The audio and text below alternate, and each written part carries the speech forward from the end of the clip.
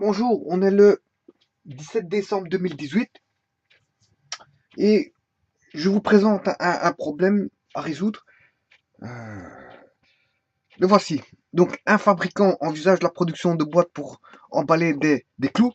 Bon, ça a été écrit avec le marqueur C. Hein. Le marqueur C, ouais, comment est-ce qu'on appelle ça? Voilà, il y a de moins en moins d'encre, donc il écrit moins bien. Voilà, et donc la deuxième partie était écrit avec ce marqueur C, donc fatalement il écrit mieux. Bon, je m'excuse, mais bon, je peux repasser avec ce marqueur C. Un fabricant, de toute façon je le dis oralement, donc vous pouvez le comprendre oralement. Hein. Envisage, donc un fabricant envisage euh, la production, donc c'est un fabricant qui a une usine qui envisage la production de boîtes pour emballer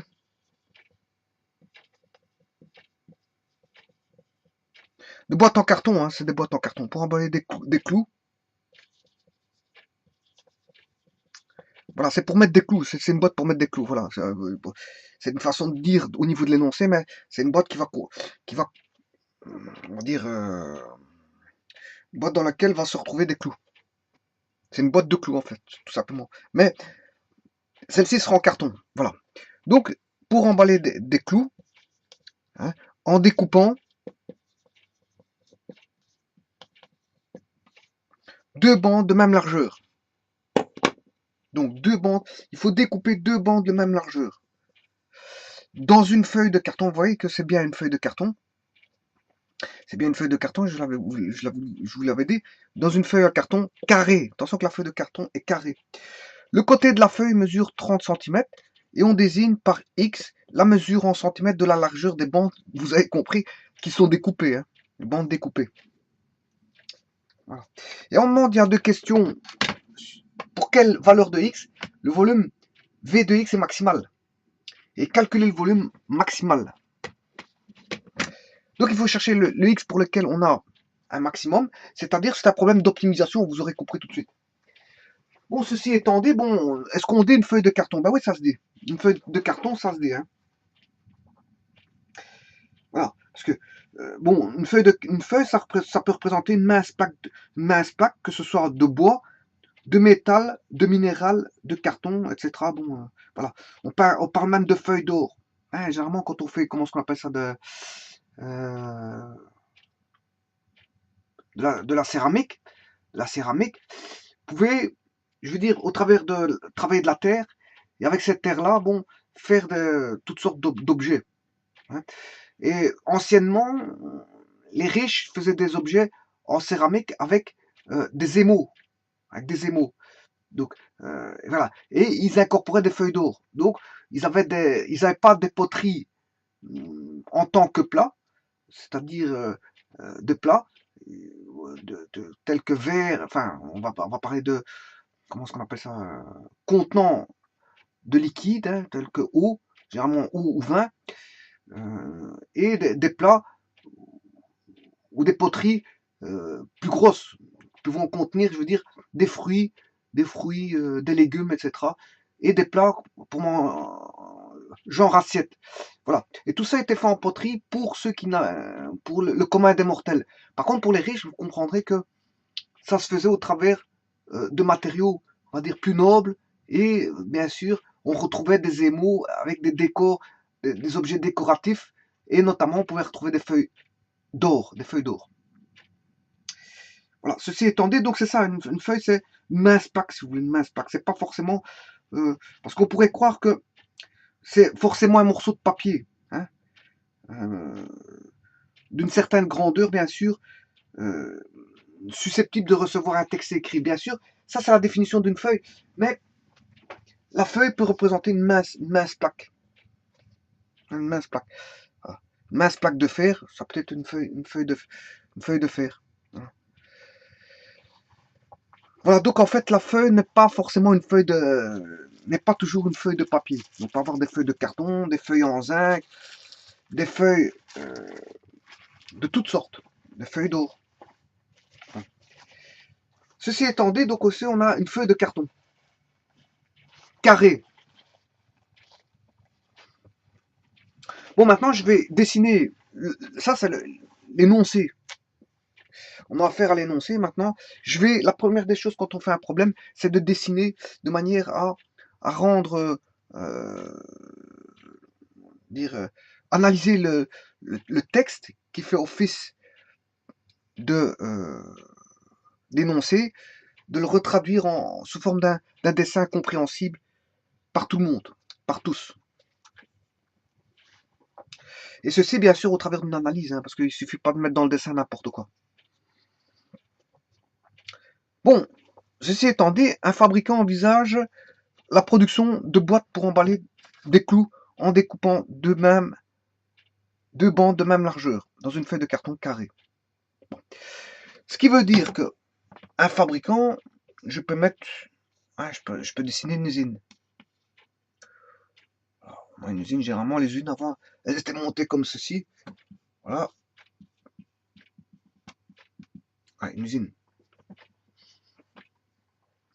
Et alors, ils envisagent la création de boîtes. Et la boîte, c'est une boîte en carton. Bien sûr, cette boîte en carton, elle est parallélipépé. Faut que je le dise correctement parce que c'est un mot très long. Parallélipépédique. Parallélipédique. Voilà. C'est un parallélipipède. Rectangle. Ça peut être un cube. Parallélipipède. Le cube est un parallélipipède rectangle particulier où toutes les cotes sont les mêmes. Voilà. Et ici, bon, ça peut être un cube ou un parallélipipède rectangle. Bon, donc, qui va contenir, bien sûr, vous comprendrez que ce sont des clous. Voilà. Voilà. Ils contiennent des clous. Donc, le fabricant, voici, va fabriquer des boîtes de clous. Donc, ceci, l'énoncé, il est complètement compréhensible. J'en ai pas besoin. J'en ai plus besoin. Donc, je vais l'effacer pour récupérer mon tableau pour faire des calculs. Voilà. Donc, un fabricant envisage la production de boîtes pour emballer des clous en découpant deux bandes de même largeur. En découpant, ça je vais le retenir, en découpant deux bandes de même largeur dans une feuille de carton carré. Donc ici on a un renseignement fondamental, c'est qu'on part à partir de feuilles de carton carré et qu'on va découper deux bandes de même largeur. Alors comment? Je vais vous montrer. Ici, on a donc une feuille de carton carré. Une feuille, je vous disais dit que c'est une mince plaque. Comme c'est en carton, ben, c'est une mince plaque de carton. Et elle est carrée. Donc, on va partir pour faire cette boîte-là sur un carton carré. Alors, le côté de la feuille mesure 30 cm et on désigne par X la mesure en centimètres de la largeur des bandes découpées. Donc, on va découper deux bandes et on mesure. Sa mesure, c'est X. C'est une inconnue. Et c'est ça qu'il faudra optimiser pour avoir le meilleur X possible. Donc, en d'autres termes, si on va découper deux bandes, c'est bien deux bandes qu'il faut découper. Alors, maintenant, c'est bien qu'on a une feuille de carton carré, donc ça, je peux effacer. Alors, le côté de la feuille mesure 30 cm. C'est-à-dire que si je dessine, c'est les cotes du carton carré. Le carton carré mesure 30 cm. On sait bien que c'est un carré. Hein. Donc, si c'est un carré, on sait bien que si j'ai 30 ici, mais j'ai 30 partout. Hein. 30, bien sûr, en centimètres. C'est des centimètres. Et ça, c'est grâce à ça, ce carton de 30 cm. Bon, je ne suis pas obligé de marquer ce que je vais faire maintenant. On sait bien que c'est 30 cm ici, hein, parce que c'est un carré. Alors, la cote, elle se marque comme ceci. En dessin industriel, c'est au-dessus de la flèche. Aussi au-dessus de la ligne. Au-dessus de la ligne de cote. Ce qu'on appelle une ligne de cote. Et ça, ce sont voilà, les flèches. On a les flèches, la ligne de cote. Bon, on met toujours la cote au-dessus de la ligne de cote. Enfin, en dessin industriel. Mais je suis pas obligé de mettre 30 parce que je sais bien que j'ai un carré. Donc si je mets 30 comme ceci, on sait bien que c'est... Voilà. Mais ça, c'est plus explicite. Hein. 30, 30. On sait bien que là, on a d'office... celui qui regarde là, le dessin, il sait bien qu'il a un carré directement. Voilà. Donc ceci étant dit, on a bien une feuille de carton de 30 centimètres où il faudra fabriquer, grâce à ça, bien grâce à des découpes, hein, fabriquer cette boîte-là. Alors, ceci étant dit, maintenant on va faire les découpes. Donc en découpant deux bandes, on désigne par X la mesure en centimètres de la largeur des bandes découpées. Des bandes avec S, parce qu'il y en a deux. Il y a deux bandes découpées. De même largeur. Attention qu'ils sont de même largeur. Donc on va découper deux bandes de même largeur. Voilà. Le côté de la feuille mesure 30, c'est fait. On a dessiné ça. Et maintenant on va découper deux bandes de même largeur. Qu'on va désigner par une cote qui vaut X, la mesure. Bien sûr toujours en centimètres, parce que je travaille tout en centimètres. La largeur des bandes découpées pour fabriquer, je veux dire, la boîte de clous. Ceci étant dit, maintenant on va voir comment faire pour construire cette boîte. Bon, ceci, on sait bien comment ça va. Donc, si j'ai 30 ici, 30, comment fabriquer ma boîte? Là, j'ai 30. Et ici, bien sûr, j'ai 30. Fatalement, ici, on a 30. Voilà. On va découper ceci pour faire notre boîte parallélépipédique. Comme ceci. Voilà. Et là, on a notre fameuse boîte de clous. Alors, pour ça, comment on va faire? Bon, cette cote-ci, le fameux X qu'ils appellent X, découper, c'est ça. Il faut découper ceci. Pour pouvoir les replier. On découpe pour pouvoir les replier. Donc, comment on va fabriquer cette boîte-là?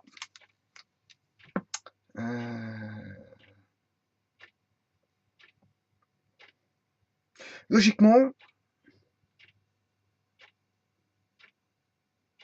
je découpe deux morceaux ici.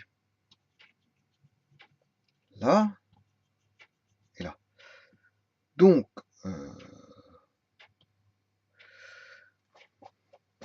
si je fais ça,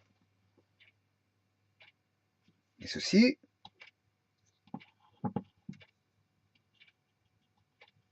est-ce que ça va aller, ça?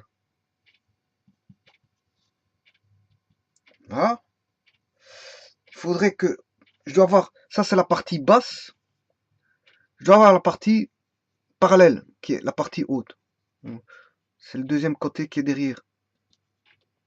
Donc j'aurai la face avant, si vous voulez, et la face arrière. Bon, ça, ce serait la face avant. Mais pour avoir la face arrière, je dois avoir la même cote. Je dois avoir la même cote. Mais entre eux, je dois avoir une certaine cote ici. Comme ceci. Voilà. Ensuite, là, j'ai la face avant. Ceci va reprendre la bande ici, là, latérale, gauche.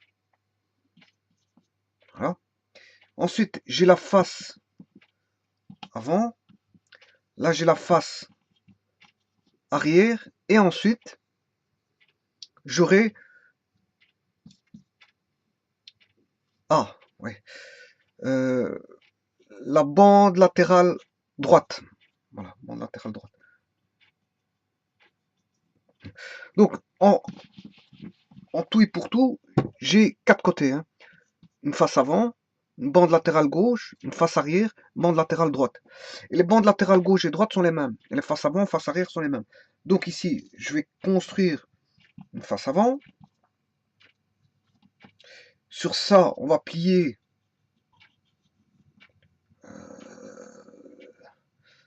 la partie latérale gauche. Ensuite, j'ai une face arrière qui est égale à la face avant. Voilà, ça c'est la face arrière. Ensuite, j'ai là la partie latérale droite. Voilà. Et il reste encore deux parties. Parce qu'un parallélépipède rectangle, c'est si on va dire, 6 surfaces. Il me manque la surface du bas et la surface du haut. Donc, pour avoir la surface du bas, attention qu'il ne faut pas se tromper, la surface du bas doit être la même cote que... Alors, ici, la surface du haut doit avoir la même cote que la partie latérale gauche et droite. Hein, la partie latérale gauche et droite. Voilà. Mais doit avoir les mêmes cotes que aussi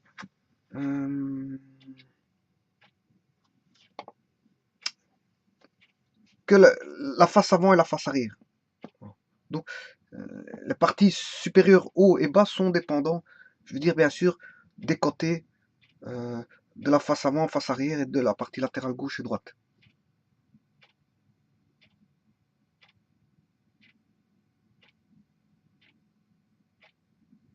Ah. Donc, ce qui veut dire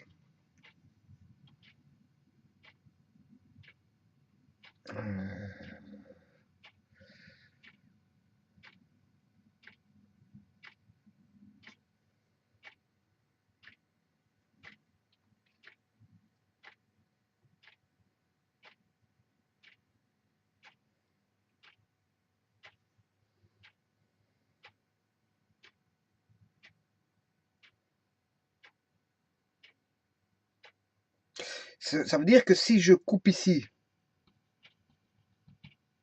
et là, si je mets les mêmes cotes ici, j'aurai déjà la partie, le pliage ici. Par rapport à la face avant, j'aurai le pliage ici. Le pliage ici, bien sûr, en bas, en faisant ça. Maintenant, si je continue comme ceci, j'aurai le pliage ici, et je se plie là.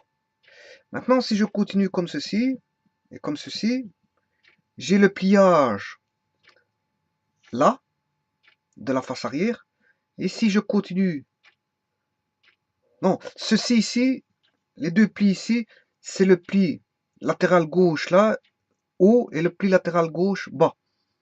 Et enfin, le dernier pli ici, c'est le pli latéral droit haut, voilà, celui-ci, et là, le pli latéral droit bas.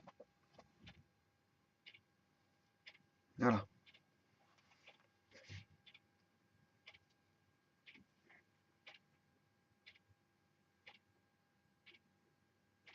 Alors,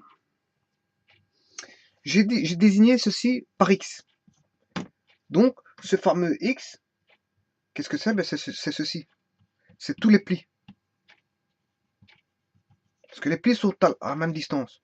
Mais attention, quand on dit qu'on fait un pli, ici, je suis obligé de faire le même pli ici. X. Voilà. Donc, si je prends X comme cote en pli, voilà. Donc, quand je vais plier, ça va constituer la partie, la face avant, partie supérieure, face avant, partie inférieure. Donc, là, ça, c'est la face avant. Donc, j'ai cette partie-là. Ça, c'est la face avant. Face avant, c'est celle-ci. Ensuite, je dessine la partie supérieure de la face avant supérieure, face avant inférieure. Donc face avant supérieure elle est là, face avant inférieure elle est en dessous. C'est les deux parties là.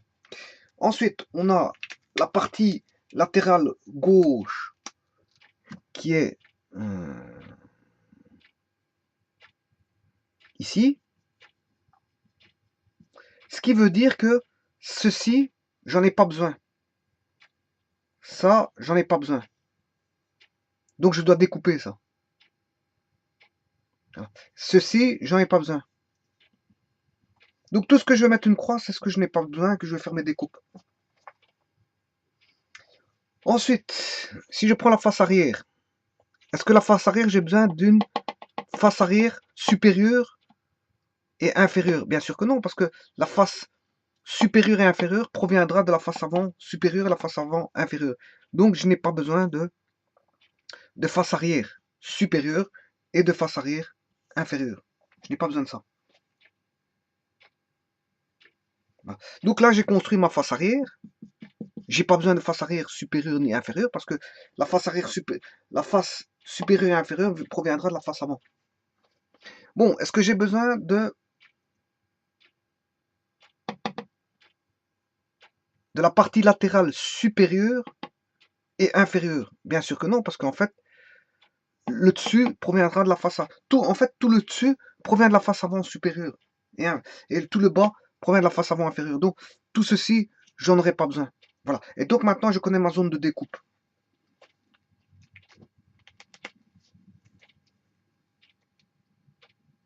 Voilà. Donc, ma zone de découpe, elle est là. Voilà. Je vais découper ceci. Voilà mes deux bandes de découpe. Donc, je vais découper quoi? Je vais découper X. Je vais découper X. Voilà. Et là, je devrais découper X.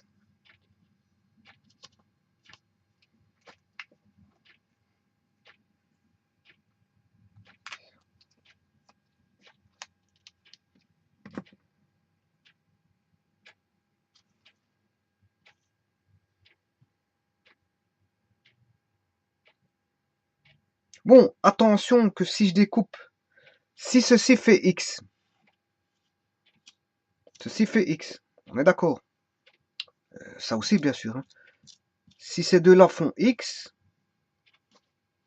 mais vous comprendrez que toute la partie latérale droite fera aussi X.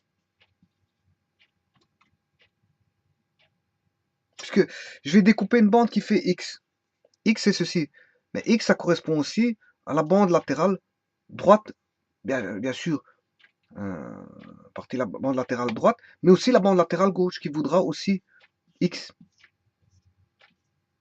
Quand je dis go, latéral gauche, c'est aussi bien inférieur que supérieur, bien sûr. Là, l'inférieur, ça voudra X, le supérieur voudra X. Donc, on a un rectangle. Rectangle, voilà. Donc, ceci, ça fait aussi X. Voilà.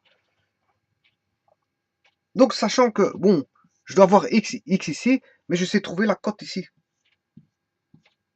Voilà, je sais trouver cette cote-là. Assez aisément. Je vais appeler ça Y avant, Y arrière. C'est la cote avant et la cote arrière. Bien sûr, ici, vous comprendrez qu'ici, on s'est trouvé cette cote-là. Puisqu'ici, on sait bien qu'on a, si j'ai X comme ceci, on a dit qu'on avait X ici aussi. Donc, on a X ici. Ici, j'ai X, fatalement, et là, j'aurai... Et ça, cette partie-là, c'est la partie là. C'est la partie qu'on a ici, qui fait X. Donc, la partie face avant supérieure, face avant inférieure, on a X comme ceci, et donc fatalement X ici.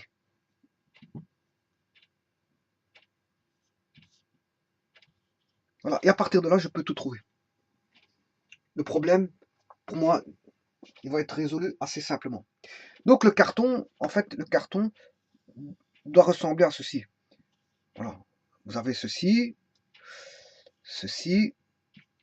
Là, on a une partie découpée qui vaut X, qui peut être grande ou peut-être un peu importe. On va regarder justement quand est-ce que le volume est maximal. Là, ceci. Et voilà mon carton. Bien sûr, avec tous les différents plis, on a un pli ici. Normalement, on a un pli ici aussi. Un pli là. Un pli ici. Voilà, tous les plis où on voit les plis. Un pli ici, un pli là, totalement. Et là, on a l'extérieur du carton. Et ça, c'est la partie, bien sûr, découpée. Hein. La partie découpée, elle est là. On a découpé ceci. Voilà la partie découpée. Bon, eh ben on va rendre compte de tout ceci. Donc, en découpant deux bandes de même largeur, les deux bandes de même largeur, c'est ceci. Hein. Voilà, deux bandes de bain là. Elles sont là. C'est ce qui a été découpé. Hein. Je vous l'ai dit, ce qui a été découpé est ici. Je vais découper ceci. Deux bandes de même largeur. C'est ces deux bandes-là pour construire ma boîte.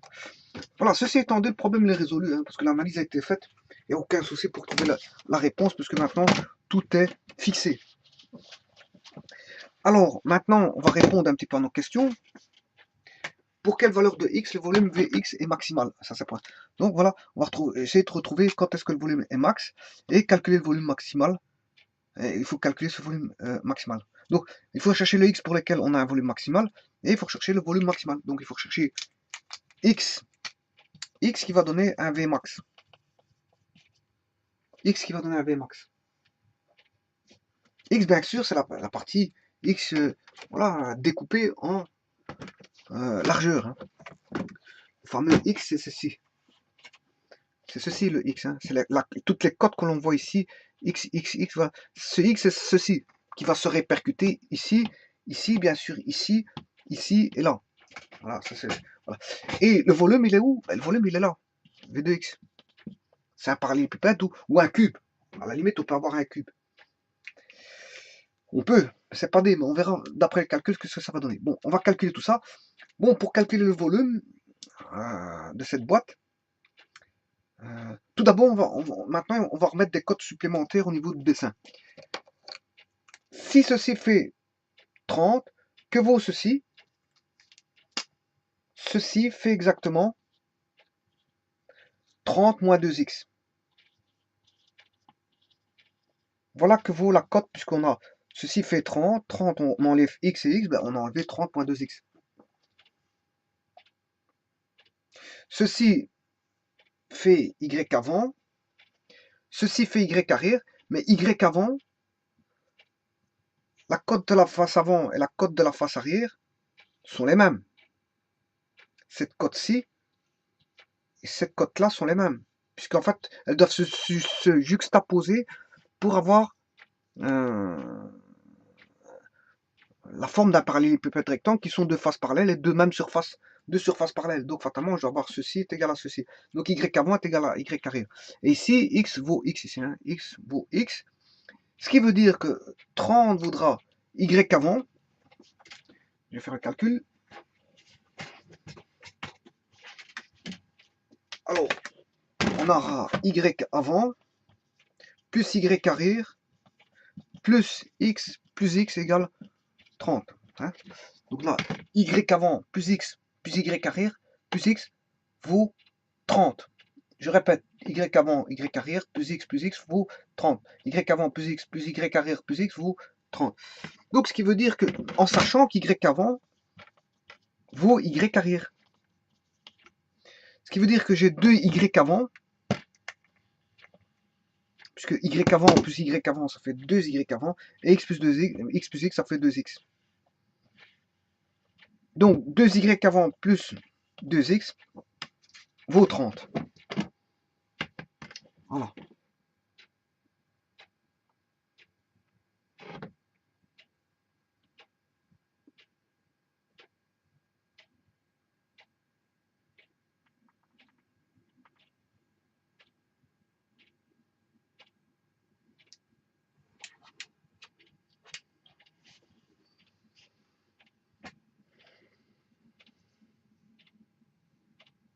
Voilà. Donc, je peux trouver y avant. Je peux trouver que veut y avant. À partir de cette équation-là, c'est une équation. Hein. Donc, si 2y avant plus 2x vaut 30, 2y avant vaut 30 moins 2x. Si je divise tout par 2 pour avoir y avant, ça fait 15 moins x. Donc, y avant vaut 15 moins x. Donc, y avant vaut 15 moins x.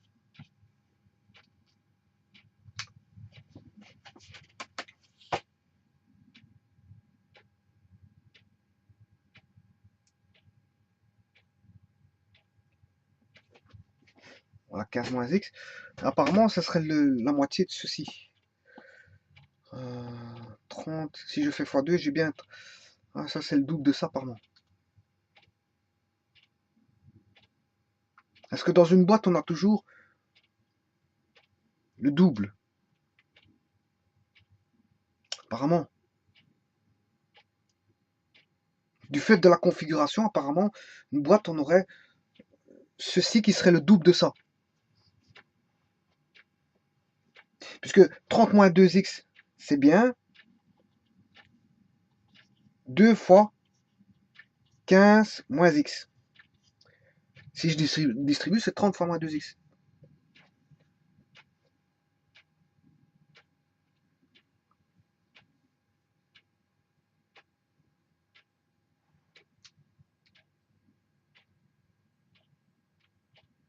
Donc, est-ce que dans une boîte, on aurait toujours ceci qui serait le double de l'autre pour construire ma boîte?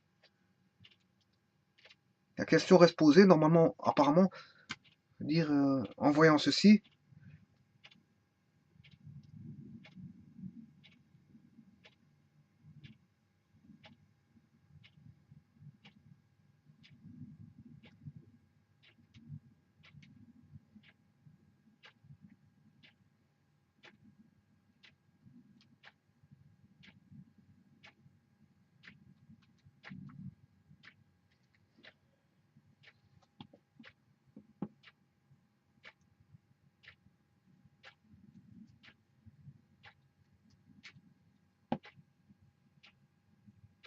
Ah oui, c'est normal. À votre avis, pourquoi? C'est tout à fait logique. Pourquoi c'est le double ici par rapport à là? Mais c'est les codes qui font ça. C'est parce qu'au départ, on a donné un carton carré de 30. C'est à cause du le carton carré de 30. Ça provient de ce fait-là, que le carré, on a un carré de 30. Voilà, c'est ça qui fait ça. On a 30 et 30. Fatalement, j'ai les mêmes cotes ici. Donc, de par le fait qu'on aura ici, on va enlever 2x par rapport à 30. Mais là, j'ai 30 aussi. Donc, je vais enlever 2x. 30 moins 2x vaudra y avant plus y arrière qui vaut 2y avant. Donc il faudra diviser par 2 pour avoir y avant. Donc en fait c'est normal que on ait 2 fois 15 moins x ici et 15 moins x ici. Donc tout est logique, c'est normal, c'est le carton qui fait ça. C'est parce qu'on a pris un carton de même cote, c'est-à-dire un carton carré. Voilà. Ceci étant dit, voilà. Donc quand vous aurez un carton carré d'office pour construire une boîte, fatalement vous aurez une cote qui sera d'office double de l'autre. Quand vous prendrez un carton carré d'office. C'est mathématique, c'est comme ça. Parce que je vais te le montrer ici. Voilà, ceci étant dit, maintenant on va calculer le volume. Maintenant on a tout en notre possession pour calculer notre volume. Je redessine ma boîte. Le volume, c'est la longueur, la parallélépipède. Longueur fois largeur, puisque la surface de base est un rectangle. On a une surface de base. Bien sûr, fois la hauteur, fois une hauteur h. Bon, on a toutes les cotes, on connaît toutes les cotes. Que vaut la longueur?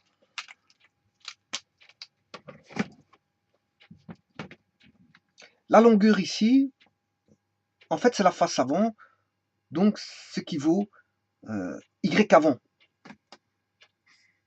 Et y avant vaut 15 moins x. 15 moins x. Donc, la longueur vaut 15 moins x.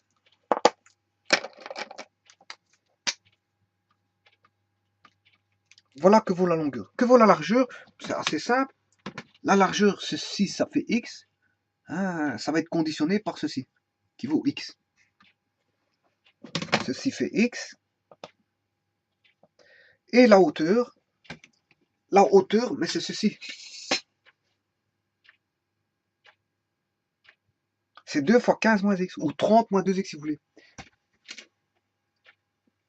Donc, la hauteur vaut 2 fois 15 moins x. Je préfère l'utiliser comme ceci, comme ça, je vais avoir un produit remarquable. Bon, alors maintenant, le volume, qui dépend bien sûr de la variable x, hein, parce qu'il existe aussi, bon, surtout en économie, hein, et d'ailleurs, il y a des techniques de calcul pour calculer l'optimisation à plusieurs variables. Par des calculs, voilà, il existe des calculs différentiels pour calculer, je veux dire, les optimisations. à plusieurs variables. Mais ici, bon, je suis à l'optimisation d'une seule variable, qui est la variable x. Généralement, les optimisations, on les fait en économie, hein. Surtout quand elles sont à plusieurs variables. C'est plutôt en économie qu'on fait ça. Donc ici, on fait 2 fois 15 moins x. Ce sont des techniques, il n'y a rien de compliqué là-dessus, je vous le dis tout de suite. Vous n'allez pas voir, même si on utilise des calculs différentiels, il n'y a rien de compliqué là-dessus. C'est pas, c'est pas ça qui va poser problème. C'est parce qu'on est à 3 dimensions que c'est plus compliqué. Non, contrairement, il n'y a rien de compliqué là-dessus. Il y a une technique à utiliser, hein, pour utiliser calculer l'optimisation au travers de calcul de dérivés partiels, et des matrices, bien sûr, hein, parce qu'on fait appel au calcul matriciel. Et à partir de là, on sait trouver, je veux dire, l'optimisation. Voilà. Voilà. Ceci étant dit, c'est V2x, c'est 2 fois 15 de x, c'est la hauteur. Ici, je suis à une variable, c'est ça que je veux dire, hein, je ne suis pas à plusieurs variables. La hauteur, longueur fois la longueur fois la largeur. Je veux dire plutôt hauteur fois longueur fois largeur. Alors, la longueur fait 15 moins x et la largeur fait x.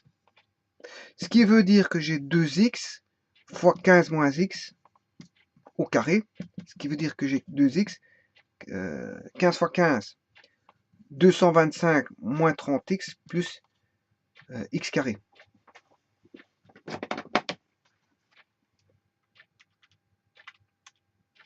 Voilà, donc 225, 15 fois x moins 15x fois 2, le double produit, moins 30x et plus x carré. Maintenant, on va tout multiplier par 2, par 2x, ce qui fait 450x moins 60x carré plus 2x cube.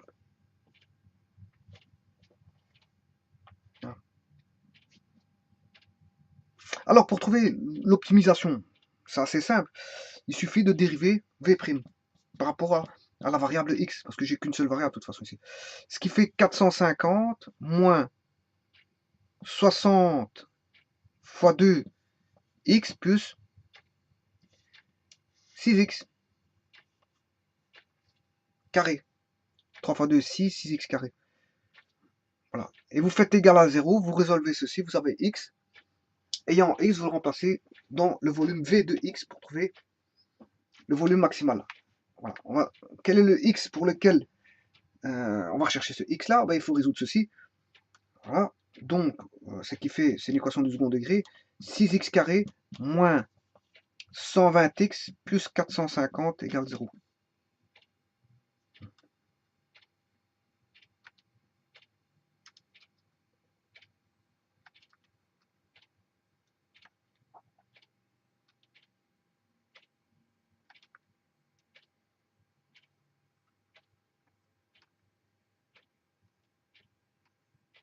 Bon, je vais rentrer le A.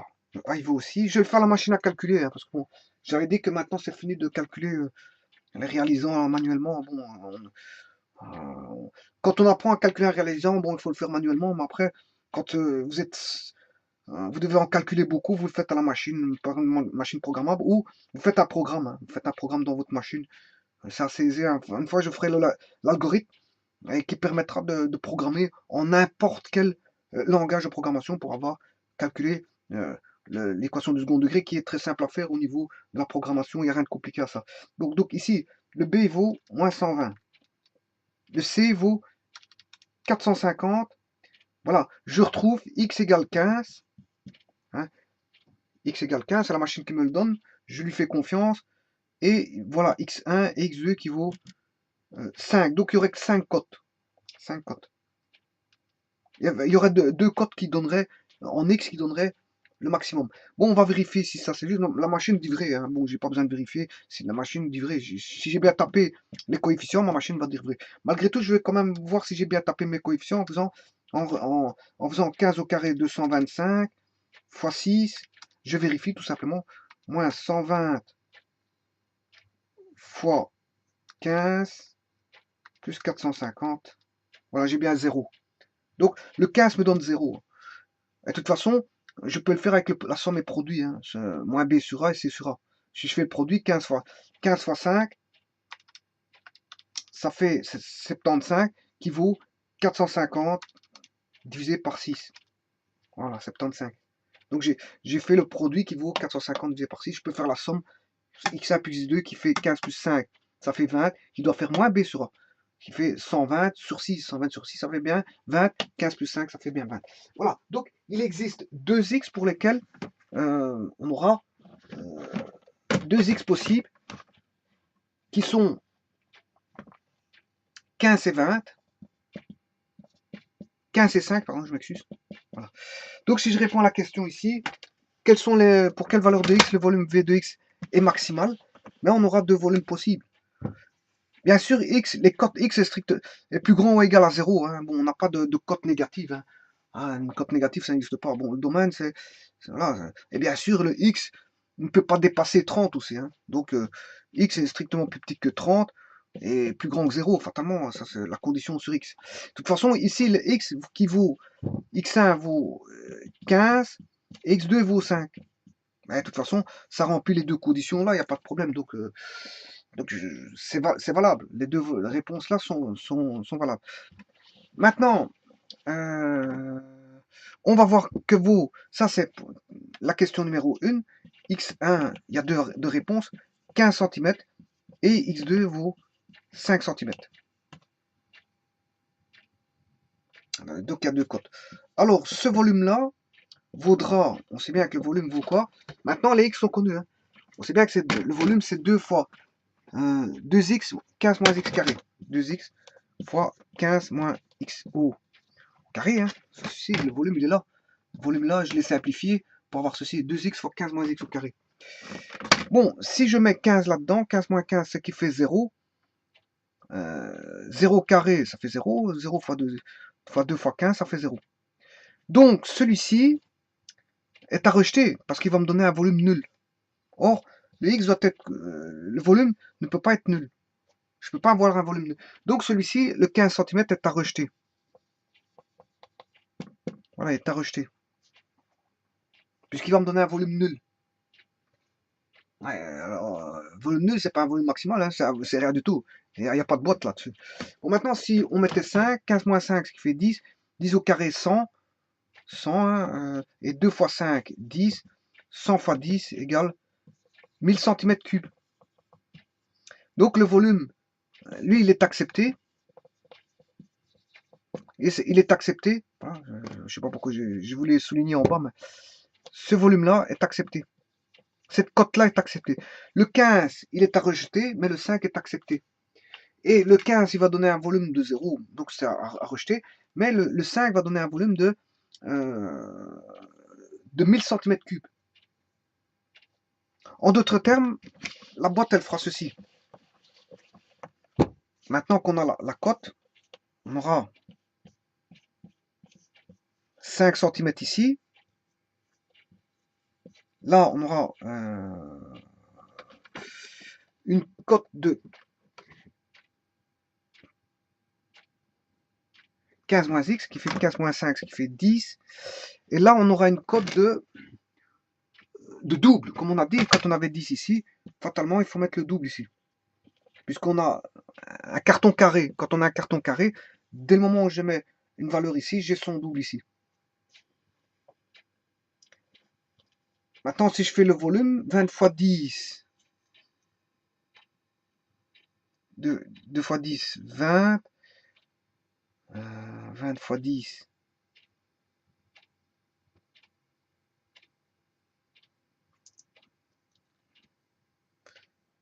2 fois 10, ce qui fait 20, fois 10, ce qui fait 200, 5 fois 2, 10, qui fait bien 1000 cm3. Donc c'est juste. Là, on a bien 20 cm, 10 cm, 5 cm qui correspond à 1000 cm3. 1000. Voilà. Et 1000 cm3, ça fait 1 décimètre cube. Hein. C'est comme si on avait un cube. Si on en fait un parallélépipède rectangle qui est un volume qui n'est pas le volume d'un cube. Mais si je devais représenter ça sous forme d'un cube, ça correspondrait, 1000, ça correspondrait à 10 fois 10 fois 10. Alors 10 fois 10 fois 10 correspondrait à un cube de 10. Quand on a un cube de 10 comme ça, 10 cm, c'est 1 décimètre. 10 cm, c'est 1 décimètre. 10 cm, c'est 1 décimètre. Donc, s'il ferait 1 décimètre fois 1 décimètre fois 1 décimètre, 1 décimètre cube. Voilà. Si on se ramène à un cube, bon, on parle de volume d'un cube, mais 1000 cm3, 1000 cm3, ouais, parce que quelque part c'est ça, hein. Parler de cube, c'est se ramener à des cubes, hein.